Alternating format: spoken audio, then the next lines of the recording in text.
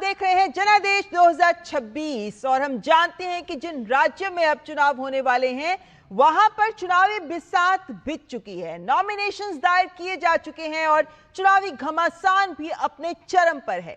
जनादेश में हम आप तक लेकर आएंगे विभिन्न राज्यों में क्या राजनीतिक गतिविधियां हो रही हैं और किस तरह की चुनावी हलचल जमीन पर नजर आ रही है, किस तरह के समीकरण भी सामने आ रहे हैं। करेंगे चर्चा हमारे रिपोर्टर्स के साथ भी जो ग्राउंड जीरो पर मौजूद हैं और पल पल के चुनावों की हलचल से भी हमको रूबरू करवा रहे हैं। लेकिन आइए शुरुआत कर लेते हैं जनादेश की हेडलाइंस के साथ। सरकार ने कहा देश भर में ईंधन की आपूर्ति सामान्य रूप से जारी। पेट्रोल और डीजल के दामों में नहीं की गई कोई बढ़ोतरी। हाल ही में दिए गए 2.5 लाख नए एलपीजी कनेक्शंस। कालाबाजारी रोकने के लिए देश भर में जारी है छापेमारी।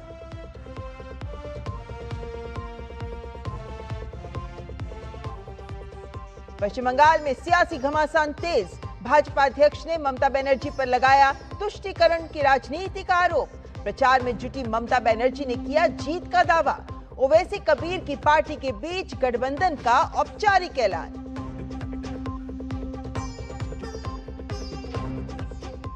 तमिलनाडु में एनडीए का सीट शेयरिंग फॉर्मूला तय। 234 में एआईएडीएमके को 178 और भाजपा को मिली 27 सीटें। बेहतर प्रदर्शन के आधार पर भाजपा को दक्षिणी और पश्चिमी क्षेत्र में मिली अधिक सीटें।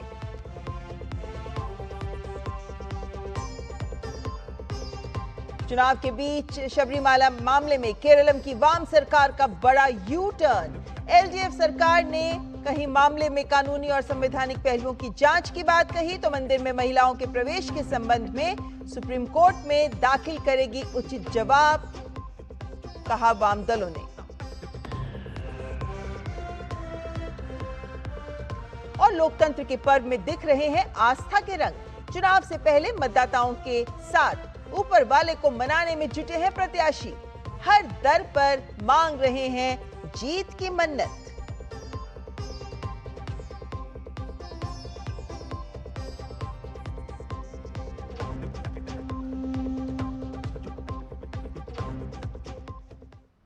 आइए जनादेश की शुरुआत करते हैं पश्चिम बंगाल से, जहां चुनावी सरगर्मियां तेज हैं। एक और प्रशासन निष्पक्ष चुनाव की तैयारी में जुटा है तो वहीं सियासी गलियारे में प्रचार का शोर भी बढ़ता जा रहा है। सत्ता के लिए नए नए समीकरण बन रहे हैं। जहां भाजपा अध्यक्ष नितिन नवीन बैठकें कर रणनीति बना रहे हैं तो वहीं ममता बनर्जी भी प्रचार में जुटी हैं। इन सब के बीच ओवैसी और हुमायूं कबीर की दोस्ती बंगाल के रण को और भी रोचक बना रही है। भाजपा के राष्ट्रीय अध्यक्ष नितिन नवीन 2 दिवसीय पश्चिम बंगाल के दौरे पर हैं। दौरे के दूसरे दिन भाजपा अध्यक्ष ने कोलकाता में आज दक्षिणेश्वर काली मंदिर में पूजा अर्चना की। इस दौरान उन्होंने मां काली के दर्शन कर देश की शांति, समृद्धि और जन कल्याण की कामना की। साथ ही नितिन नवीन ने सॉल्ट लेक में चुनावी तैयारियों को लेकर राज्य स्टेट इलेक्शन मैनेजमेंट कमेटी के साथ बैठक की। ममता बनर्जी की तुष्टीकरण की सियासत पर तीखा हमला बोलते हुए नितिन नवीन ने कहा कि जिस पश्चिम बंगाल की संस्कृति ने पूरे देश को एक सूत्र में बांधा, आज उसी पश्चिम बंगाल में ऐसे तत्व जीवित हो रहे हैं जो हमारी संस्कृति पर सीधे चोट पहुंचा रहे हैं। पश्चिम बंगाल की संस्कृति ने पूरे देश को एक सूत्र में बांधा। आज उसी पश्चिम बंगाल में कहीं न कहीं ऐसी तत्व जीवित हो रहे हैं जो कहीं न कहीं हमारी संस्कृति को चोट करते हैं। आज हमारे यहाँ नमाज पढ़ने का इजाज़त मिलता है पर माँ की पूजा करने के लिए पंडाल का अनुमति हाईकोर्ट से लाना पड़ता है। ये दुर्भाग्य है और माँ का आशीर्वाद मिलेगा तो निश्चित रूप से हम सभी निश्चित रूप से एक सोनार बंगाल, अपना पश्चिम बंगाल को विकसित बंगाल बनाने का आशीर्वाद माँ से मांगा है। दार्जिलिंग में जनसभा को संबोधित करते हुए ममता बनर्जी ने कहा कि उनकी सरकार सिलीगुड़ी, जलपाईगुड़ी दोनों जिलों में काम कर रही है। हम सिलीगुड़ी और जलपाईगुड़ी दोनों जिलों में काम कर रहे हैं।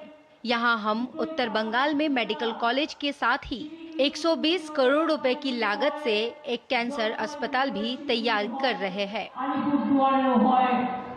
वहीं चुनाव से पहले ओवैसी की एआईएमआईएम और हुमायूं कबीर की जनता उन्नयन पार्टी जेयूपी के बीच गठबंधन का औपचारिक ऐलान हो गया है। हुमायूं कबीर ने कहा है कि उनकी पार्टी विधानसभा चुनावों में 182 सीटों पर चुनाव लड़ेगी, जिनमें से वे लगभग 8 सीटें एआईएमआईएम को देंगे। 23rd 29 अप्रैल 2026 इनको मेरा गठबंधन करके जोड़ के मेरा भाई जो निर्णय लेंगी जो निर्देश देंगी वही मान के मैं चलूंगी अगले दिन में। अरे गठबंधन टूटेगा नहीं कभी। ये जितना दिन जिंदगी रहेगी मैं या पॉलिटिक्स में रहेंगी मेरा भाई को साथ अगले जो शुरू किया 2026 में अगले दिन जितना दिन जीऊंगी मेरा पार्टी नहीं रहेगी इतना दिन मैं AIM को मेरा गार्जियन मान के मेरा बड़ा भाई मान के अगले दिन वो पार्लियामेंट इलेक्शन भी एक साथ लेकर। हुमायूं कबीर की पार्टी से गठबंधन को लेकर ओवैसी ने एक प्रेस कॉन्फ्रेंस कर कहा कि बंगाल के लोग घुटन महसूस कर रहे हैं। अब जनता को वो विकल्प दिया जा रहा है जिसकी उन्हें तलाश है। ये अलग बात है कि एक्सप्लॉइटेशन ज्यादा मुसलमानों का पॉलिटिकली हुआ है, उस एक्सप्लॉइटेशन को हम खत्म करना चाह रहे हैं, उस पर रोक लगाना चाह रहे हैं और हम जो है अब हिस्सेदारी की बात कर रहे हैं, बराबरी की बात कर रहे हैं, सेल्फ एस्टीम की बात कर रहे हैं हम लोग, ये हम कोशिश कर रहे हैं। ओवैसी की एंट्री पर बीजेपी नेता दिलीप घोष ने कहा कि अगर कोई नुकसान होगा तो वो बीजेपी की बजाय सत्ताधारी तृणमूल कांग्रेस को होगा। वाईसी भी बहुत दिन से प्रयास करते बंगाल में घुसने के लिए, तो कोई अगर एक्सपेरिमेंट करता है तो जनता देखेगा उसको, कौन पसंद करेगा नहीं करेगा। पार्टी को तो जमीन पर उतरने दीजिए, कभी इलेक्शन लड़ी नहीं या सक्सेस नहीं, बहुत पार्टियां सक्सेस हुई हैं, लेकिन बंगाल में लोगों ने बहुत जल्दी किसी को एक्सेप्ट नहीं करते, तो काम करना पड़ेगा, लड़ना पड़ेगा, तो बंगाल को एक्सेप्ट करेंगे। अधिकार है सबको लोकतंत्र में अपना चुनाव लड़ने का, पार्टी बनाने का, वो भी करके देखिए। पश्चिम बंगाल में चुनावी सरगर्मियां तेज हैं। एक और प्रशासन निष्पक्ष चुनाव की तैयारी में जुटा है तो वहीं सियासी गलियारे में प्रचार का शोर बढ़ता जा रहा है और सत्ता के लिए नए नए समीकरण बन रहे हैं। Bureau report, DD news. तो पश्चिम बंगाल में इस वक्त बयान, आरोप प्रत्यारोप भी सामने नजर आ रहे हैं, लेकिन इसके बीच क्या चुनावी समीकरण बदलते नजर आ रहे हैं? सौरभ दत्ता हमारे साथ जुड़ गए हैं सीधे कोलकाता से। सौरभ, ओवैसी की एंट्री के बाद क्या समीकरण बदलते नजर आ रहे हैं? क्योंकि हम मामू की बात करते हैं मुर्शिदाबाद और उसकी, तो ये जो सीटें हैं जहां पे मुस्लिम मतदाता बहुत अधिक है, लेकिन इस बीच क्या ममता बनर्जी के लिए इनकी एंट्री खतरे की घंटी है? ममता जी देखिए, जो 184 सीट पर असदुद्दीन ओवैसी की पार्टी मीम और हुमायूं कबीर जो तृणमूल से निलंबित है, वो उनकी जो पार्टी आम जनता उन्नयन पार्टी, इन दोनों का गठबंधन मिलाकर जो 184 सीट हो रही है, ये जो टीएमसी के जो गढ़ है उसी को निशाने पर रखकर कर रही है। आप मुर्शिदाबाद का 22 सीट पकड़ लीजिए या फिर उत्तर दिनाजपुर पकड़ लीजिए या फिर मालदा पकड़ लीजिए, जिन जिन सीटों की ये बात कर रहे हैं ये सारी वो सीटें हैं जो 30% जो मुस्लिम वोट बैंक है जिसके ऊपर तृणमूल बहुत ज्यादा निर्भरशील है। तो ये वो वोट बैंक है और ये इसमें कोई लुका छुपी नहीं है। हुमायूं कबीर का साफ कहना है कि जो जो मुस्लिम डोमिनेटेड कॉन्स्टिट्यूएंसी है उन वो सब इलाके में वो अपना उम्मीदवार खड़ा करेंगे और इसके चलते जो उनका जो सीधा वार ममता बनर्जी है वो भी वो खुलेआम कह रहे हैं कि वो ममता बनर्जी की जो नींद है वो नींद उड़ाने की काम करेंगी और इसी मंसूबे को लेकर 1 अप्रैल से वो लोग उत्तर दिनाजपुर, मालदा, मुर्शिदाबाद, बीरभूम, दक्षिण 24 परगना, इन सारे इलाकों में वो प्रचार करना चाहती है, रैलीज निकालना चाहती है। तो 1 अप्रैल से अप्रैल के पहली तारीख से ये कौन अप्रैल फूल होता है वो देखने को, वो तो 14 मई पता चलेगा कि आखिर में अप्रैल फूल कौन हुआ, ममता बनर्जी की पार्टी अप्रैल फूल हुआ या फिर असदुद्दीन ओवैसी या हुमायूं कबीर की पार्टी। देखा जाए तो जो माइनॉरिटी वोट है उसके ऊपर हर कोई निशाना साध रहा है, लेकिन ममता बनर्जी के जो तुष्टीकरण के प्रयास वो अपने पूरे कार्यकाल के दौरान करती रही हैं और जिसको लेकर भाजपा भी निशाना साध रही है, आपको लगता है कि ये एक बड़ा चुनावी मुद्दा हो सकता है? देखिए, ये हुमायूं कबीर और असदुद्दीन ओवैसी के जो पार्टी का जो गठबंधन है ये क्यों यहाँ पे इस चुनाव में अपना खाता खोलना चाहती है। आप देखिए, हम सिर्फ अभी मीम की बातें कर रहे हैं, हुमायूं कबीर की बातें कर रहे हैं, लेकिन और एक फैक्टर है, आईएसएफ, इंडियन सेकुलर फ्रंट, वो भी मुस्लिम वोट बैंक के ऊपर ही आधार है। उनका तो एक एमएलए भी है नौशाद सिद्दीकी, जो यहाँ पे फुरफुरा जो शरीफ होता है, फुरफुरा शरीफ के कंट्रोल में फुरफुरा शरीफ के जो परिवार है उनसे आते हैं नौशाद सिद्दीकी। तो उनका भी एक बड़ा प्रभाव माना जाता है कि मुस्लिम वोट बैंक में है। फुरफुरा शरीफ के वो पीरजादा है, पीरजादा के फैमिली से आते हैं, तो इसलिए उनका भी एक बड़ा प्रभाव है। अब यहाँ पे आईएसएफ से जुड़े हैं तृणमूल से, तृणमूल को छोड़कर आराबुल इस्लाम, यानी साउथ 24 परगना में आप अगर जिलावारी देखें, अभी तक हम बात कर रहे थे उत्तरी बंगाल की, मालदा, मुर्शिदाबाद, उत्तर दिनाजपुर, या फिर बॉर्डरिंग जो डिस्ट्रिक्ट्स है उत्तर बंगाल के बीरभूम, इन सब जिलों की बातें कर रहे हैं। आप अगर कोर एरिया में आप आएंगे, कोलकाता के एडजेसेंट जो डिस्ट्रिक्ट्स है, उत्तर 24 परगना, दक्षिण 24 परगना, इसमें भांगड़ जो कॉन्स्टिट्यूएंसी है, ये कॉन्स्टिट्यूएंसी काफी अहम है। ये आता है साउथ 24 परगना के अंदर, लेकिन ये उत्तर 24 परगना के लिए भी उतना ही अहम एक कॉन्स्टिट्यूएंसी है, क्योंकि एकदम बॉर्डर कॉन्स्टिट्यूएंसी है। तो उस भांगड़ से नौशाद सिद्दीकी इस बार भी मुकाबला कर रही है। वहां पे शौकत मोल्ला को खड़ा किया है तृणमूल ने, और उधर कैनिंगपुर में आईएसएफ के होकर अराबुल इस्लाम कॉन्टेस्ट कर रहे हैं, जो एक समय भांगड़ के काफी प्रभावशाली नेता माने जाते थे। तो इस बार काफी हिस्सों में तृणमूल घिरा हुआ है, और इसका कारण एक बात यह है कि जो मुस्लिम वोट बैंक है वो खुश ममता बनर्जी से भी नहीं है। उनका कहना है कि वाकफ वो नहीं करने देंगी, ये वो कही थी, लेकिन आखिर में वो उसको रोक नहीं पाई। एसआईआर का भी विरोध में उन्होंने अपना राजनीति किया था, लेकिन आखिर में उन्होंने ये देखा सबने कि एसआईआर हो के रहा। और जो मुस्लिम वोट बैंक है उनका भी ये कहना है कि जो मुस्लिम लोग हैं उनका भी जो कहना है, जो भारत के रहने वाले हैं उनका भी ये कहना है कि अगर हम इस देश के हैं तो हमें डॉक्यूमेंट्स जमा करने में क्या हर्ज है। ये तो जब रिएक्शंस लिया गया था एसआईआर को लेकर, तब सभी मुस्लिम वोटर्स ने, जो भारतीय हैं, उन्होंने ये कहा था। और आप इसी में और एक फैक्टर देख लीजिए, बीरभूम में एक टीएमसी के पहले एमएलए रह चुके हैं मनीरुल इस्लाम, वो भी इस बार बीजेपी के हुए वहां पे काम कर रहे हैं, बीजेपी के होकर वहां काम कर रहे हैं। तो ऐसा कुछ नहीं है कि बीजेपी में मुस्लिम जो वोटर्स हैं वो आ नहीं रहे, ये भी नहीं है, ये भी साफ हो रहा है। और जितना ये समीकरण जितना सामने आ रहा है, चुनाव जितना नजदीक आ रहा है, ये सब बातें जितने सामने आ रहे हैं, ममता बनर्जी उतना ही हमलावर हो रहा है।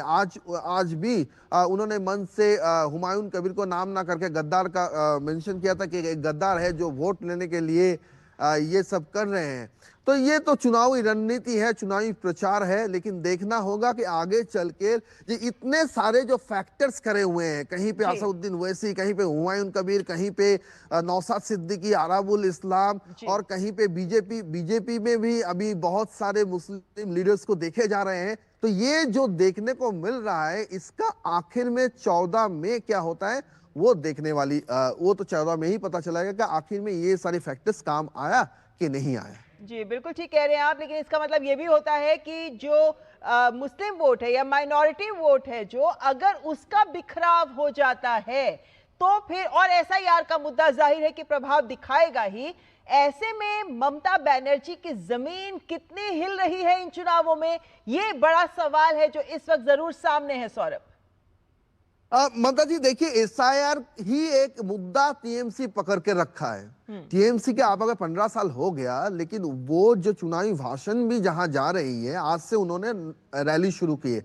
हम बंगाल के उत्तरी भाग में है, उत्तर बंगाल में है, आप देख रहे हैं मेरे पीछे टी गार्डन दिख रहा है। तो यहीं से ममता बनर्जी ने अपना आज चुनावी प्रचार भी शुरू किया है। आज पहली जो रैली है, उस रैली में उन्होंने, आप पहले 2-3 मिनट, 25 मिनट का भाषण था, पहले 5 मिनट में वो क्या क्या किए हैं वो जरा लिस्ट बता दिया। फिर 20 मिनट वो किस मुद्दे पर आई, एसआईआर के मुद्दे पर आई, पूरा एसआईआर का मुद्दे पर आया। आखिर में उन्होंने क्या किया, आखिर में उन्होंने सेंट्रल फोर्स को अटैक किया। क्या कहकर अटैक किया, कहा कि सेंट्रल फोर्स आप अपना काम कीजिए, लेकिन अगर आप अपना काम नहीं करेंगे तो हमारी माँ बहनें आपको जवाब देंगी। अब माँ बहनें कैसे जवाब देगी, टीएमसी के रैली में बैठे हुए सामने सारी में जो माँ बहनें बैठी है, वो किस तरह से जवाब देना चाहती है ममता बनर्जी, वो तो सबको पता चल रहा है कि वो सेंट्रल जी, फोर्स यानी को क्या सौरभ कहना ये चाहती कह है। सकते हैं कि ममता बनर्जी अपने आक्रामक अंदाज में अपने मुद्दे साधने का प्रयास कर रही हैं, लेकिन ऐसे में जो आज हम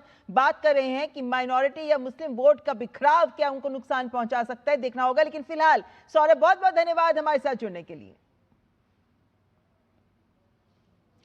आइए अब अगली खबर का रुख कर लेते हैं जनादेश में, क्योंकि चुनाव के बीच सबरीमाला मामले में केरलम की वाम सरकार ने बड़ा यू टर्न ले लिया है। एलडीएफ सरकार ने अब मामले में कानूनी और संवैधानिक पहलुओं की जांच की बात कही है। मंदिर में महिलाओं के प्रवेश के संबंध में सुप्रीम कोर्ट में उचित जवाब दाखिल करेगी, ये बात भी कही जा रही है।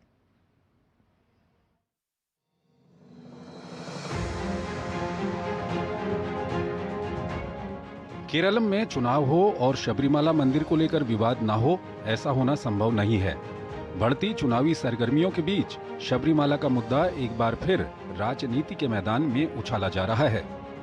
2019 से मंदिर परंपरा और रीति रिवाज के विरोध के मुहिम में लगी केरलम की वामपंथी सरकार ने अब इस मुद्दे में बड़ा यू टर्न लिया है। एलडीएफ सरकार ने कहा है कि उसने इस मामले में कानूनी और संवैधानिक पहलुओं की जांच की है। अब वो सबरीमाला मंदिर में महिलाओं के प्रवेश के संबंध में सुप्रीम कोर्ट में उचित जवाब दाखिल करेगी।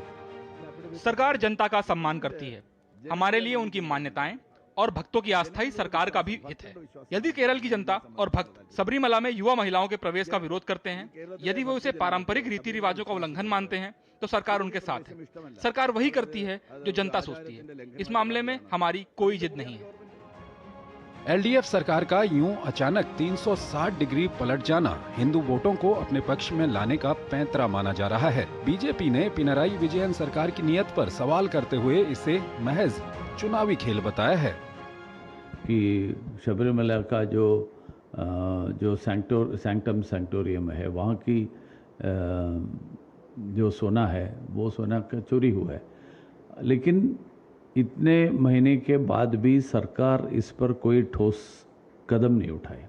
सरकार से संबंधित कई नेता, जो वामपंथी नेता, इसमें आरोपी है, तो इसलिए उनको बचाने के लिए इस तरह का स्टैंड ले रहे। राजनीतिक दलों के साथ साथ केरलम की जनता भी सरकार के इस बदलाव को केवल एक चुनावी स्टंट मान रही है। लोगों का मानना है कि सरकार ऐसा न करे तो उससे चुनावों में भारी नुकसान उठाना पड़ेगा। चुनाव आ गया, चुनाव में सबरीमला इश्यू में ये गवर्नमेंट यू टर्न किया बोला तो ये इश्यू अभी ज़्यादा हो जाता है। ज़्यादा हो गया तो इसको वोट बहुत कम हो जाता है। वोट कम हो गया तो ये हार जाएगा। हार जाने के वो चांस में गवर्नमेंट यू टर्न किया। सबरीमाला मामले में अंतिम फैसला अदालत का माना जाएगा, लेकिन चुनावी मौसम में हर पक्ष मामले को अपने नफा नुकसान के तराजू में तौलकर पेश कर रहा है। केरलम की राजनीति में सबरीमाला का मुद्दा संवेदनशील भी है और महत्वपूर्ण भी है। केरलम के लोगों का ये मानना है कि ये राजनीति का यू टर्न ही है, क्योंकि केरलम की वाम सरकार कभी भी सबरीमाला की धार्मिक मान्यताओं का समर्थन नहीं करती थी, लेकिन चुनाव आते ही अब वो धार्मिक मान्यताओं का समर्थन करती हुई दिखाई दे रही है। और कहते भी हैं राजनीति में हर एक वोट ज़रूरी होता है, लेकिन वाम सरकार का ये यू टर्न क्या चुनाव में उन्हें फ़ायदा दिलवाएगा या नुकसान पहुंचाएगा, ये तो चुनावी परिणाम ही बताएगा। कैमरामैन मोर मुकुट के साथ नीरज सिंह, डीडी न्यूज़, केरलम। तो चुनाव आते ही वाम सरकार ने ली है पलटबाजी और सबरीमाला का मुद्दा क्या इतना महत्वपूर्ण है, बात करते हैं हमारे संवाददाता नीरज जो तिरुवनंतपुरम में मौजूद है। आइए उन्हीं से इस बारे में जानते हैं। नीरज, हम जानते हैं कि ये मुद्दा महत्वपूर्ण है, लेकिन क्या इस यू टर्न को मात्र चुनावी स्टंट ही समझा जाना चाहिए? देखिए बिल्कुल, क्योंकि इससे पहले ममता आप देखें कि जो वाम सरकार रही है सबरीमाला पर उनका जो रुख है वो हमेशा से ही वहाँ की धार्मिक मान्यताओं के एक तरीके से खिलाफ रहा है, और ये कई बार उनके बयानों में भी दिखाई देता है। और कई बार उन्होंने जिस तरह की कार्रवाई की वहाँ पर, उससे भी दिखाई देता है। अब चूंकि इलेक्शन है और आप जानती हैं कि 54% के करीब एक बड़ी आबादी है हिंदू संप्रदाय की, इसके साथ साथ ही सबरीमाला से जुड़े हुए एक धार्मिक जो संप्रदाय के जो लोग हैं वो काफ़ी नाराज थे सरकार के स्टैंड से। यही कारण है कि आप देखें कि यू टर्न सरकार का प्रतीत हो रहा है, क्योंकि उनकी भी लगातार कोशिश यही है कि ज़्यादा से ज़्यादा जो वोट हैं, ज़्यादा से ज़्यादा जो लोग हैं उनको नाराज ना किया जाए। क्योंकि आप देखें इससे पहले भी जो भारतीय जनता पार्टी है उन्होंने लगातार इस मुद्दे को भी उठाया, और यहाँ तक कि जो मंदिर में भगवान अयप्पा मंदिर में जो सोना चोरी का जो मुद्दा है उस पर भी जोर शोर से एक तरीके से प्रहार जो लेफ्ट सरकार है यहाँ की उस पर किया, और जो यूडीएफ के जो तमाम जो नेता हैं उन लोगों के ऊपर किया। आप देखें कि कुछ समय पहले निकाय चुनावों में तिरुवनंतपुरम के ही भारतीय जनता पार्टी को 50 एक तरीके से जो वार्ड की जो सीटें हैं वो मिलती हैं 101 में से।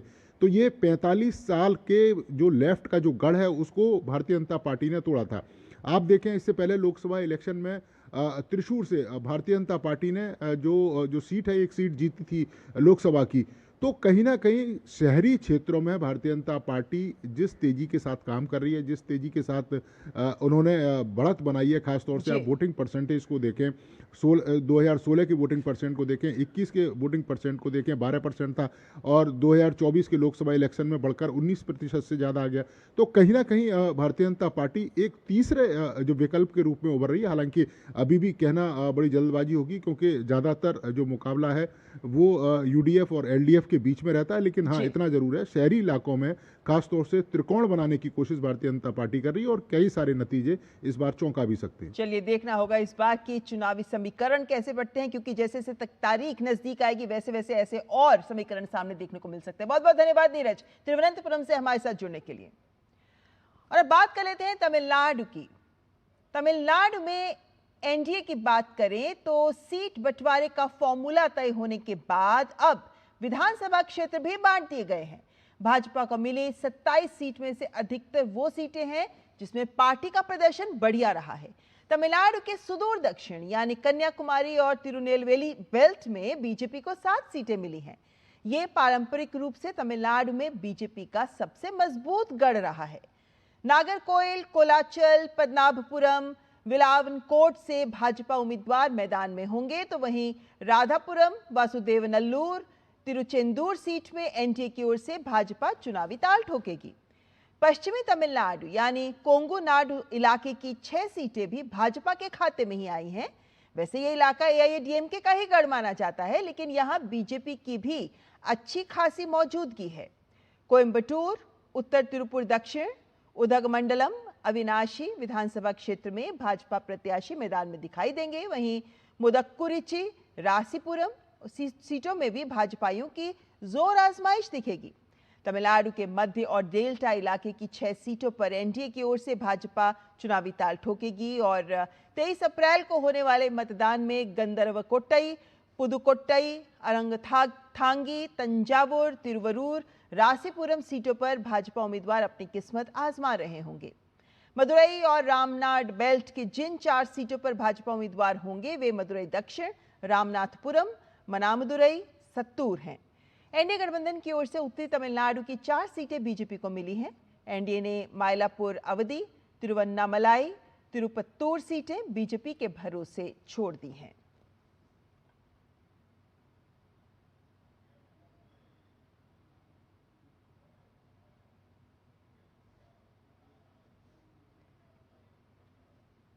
और आज जनादेश में बस इतना ही, लेकिन हर प्रतिदिन आपके पास हाजिर होंगे हम लेकर जनादेश यानी चुनाव की सारी ताजा खबरें। फिलहाल मैं पूरी टीम को दीजिए इजाजत। नमस्कार।